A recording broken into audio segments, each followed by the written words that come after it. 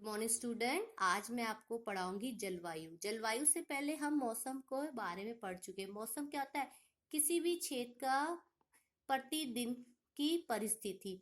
अब हम जलवायु की बात करें तो जलवायु क्या होता है? किसी भी स्थान की लंबी अवधि में के आंकड़ों पर आधार पर हम मौसम का पैटर्न उस स्थान की जलवायु कहलाता है। मतलब कोई स्थान है, उसमें कई समय तक, लंबी अवधि तक आंकड़ों के आधार पर उसका मौसम का पैटर्न जो बनता है उसे जलवायु कहते हैं।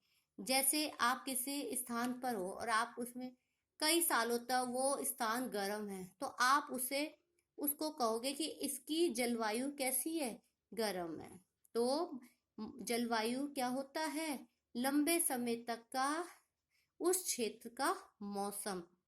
यहाँ पर दो सारणी दे रखी है। श्रीनगर जम्मू कश्मीर के दैनिक न्यूनतम और अधिकतम तापमान आप है, और यहाँ पर आपको औसत तापमान दे रखा था केरल का। इन दोनों तापमानों को आपको सिर्फ देखना है और आपको अपनी कॉपी में 5 दिन का आपको तापमान लिखना है ना। और आप ये देखेंगे कि जलवायु क्या होती है? किसी क्षेत्र के लंबे समय तक, यदि क्षेत्र बहुत समय तक गर्म है, शुष्क है, ठीक है, तो हम उसको कह देंगे भाई ये एरिया आपका कैसा है? गर्म है। जैसे आप कहते हो कि राजस्थान गर्म है, आप कहते हो कि पहाड़ आपके नैनीताल देहरादून ठंडे इलाके हैं, आप कह देते हो कि लद्दाख आपका ठंडा इलाका है। तो इस तरह से, क्योंकि वहां पर हमने मौसम को देखा तो कई सालों तक, कई समय तक वहां पर मौसम कैसा रहा? एक जैसा रहा, ठंडा रहा, तो हमने उन्हें कह दिया कि यहाँ की जलवायु कैसी है? ठंडी है। इसके बाद आता है आपका टॉपिक जलवायु और अनुकूलन। जलवायु और अनुकूलन में आप पढ़ेंगे कि जो जीव जंतु हैं वो जिस जलवायु में रहते हैं उस जलवायु के साथ अनुकूलित हो जाते हैं। जब वो अनुकूलित हो जाते हैं तो अपना जीवन यापन करते हैं।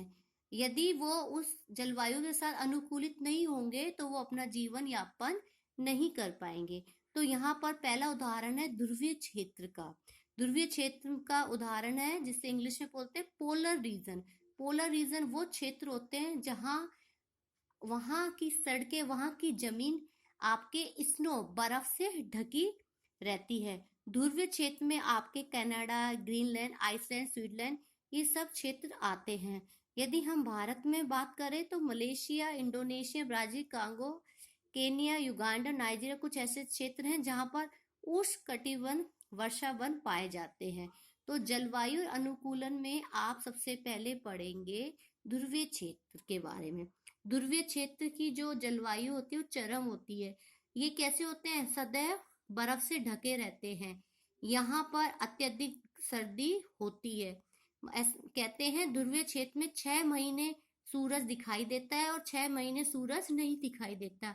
यहाँ सर्दियों का तापमान -37 डिग्री होता है और यहाँ पे जो जंतु होते हैं वो इस टेम्परेचर में, इस वातावरण में अनुकूलित होकर रहते हैं। उसमें हम पढ़ेंगे ध्रुवीय भालू या पोलर बियर और पेंगुइन के दो उदाहरण आपको ध्रुवीय क्षेत्र में दे रखे हैं। तो सबसे पहले पढ़ेंगे ध्रुवीय भालू। जो पोलर बियर है उसके शरीर में सफेद बाल होते हैं जो कैसे नजर आते हैं? सफेद बर्फ की जैसे, जो उसे आसानी से हमें उसकी पृष्ठभूमि में नजर नहीं आते। मतलब हमें लगता है कि बर्फ ही है, और इस वजह से वो अपने शत्रुओं से अपनी बचाव कर लेता है। मतलब जो पोलर बियर है उसकी बॉडी में व्हाइट फर होते हैं जो उसे उसके शत्रुओं से बचाते हैं। साथ में ही इसको शीत से बचाने के लिए जो उसके फर है उसकी बहुत मोटी मोटी लेयर होती है जो उसको ठंड से बचाती है। नेक्स्ट, भालू के शरीर के फर के नीचे फैट्स की लेयर होती है, वसा की लेयर होती है जो उसे आप शरीर के तापमान को, टेम्परेचर को बढ़ाती है, जिससे उसे उस पोलर रीजन में रहने में आसानी होती है। और आपके जो ये गर्म मौसम के जो भौतिक क्रियाकलाप के बाद जो आपके पोलर आपके बियर है वो अपने शरीर को ठंडा कर पाते हैं और समुद्र के जल में तैरते हैं। ये एक अच्छे तैराक होते हैं। मतलब जो आपका पोलर बियर है वो अच्छा स्विमर होता है। वो बर्फ जो आपके पोलर रीजन में समुद्र होता है उसमें तैर सकता है। तैरने के लिए इनके पंजे चौड़े और बड़े होते हैं, जो न केवल अच्छी तरह तैरने में इनकी सहायता करते हैं, साथ में इनको चलने में भी हेल्प करते हैं। तो ये ध्रुवीय क्षेत्र का आपका पोलर बियर की अडेप्टेशन की अनुकूलन थी।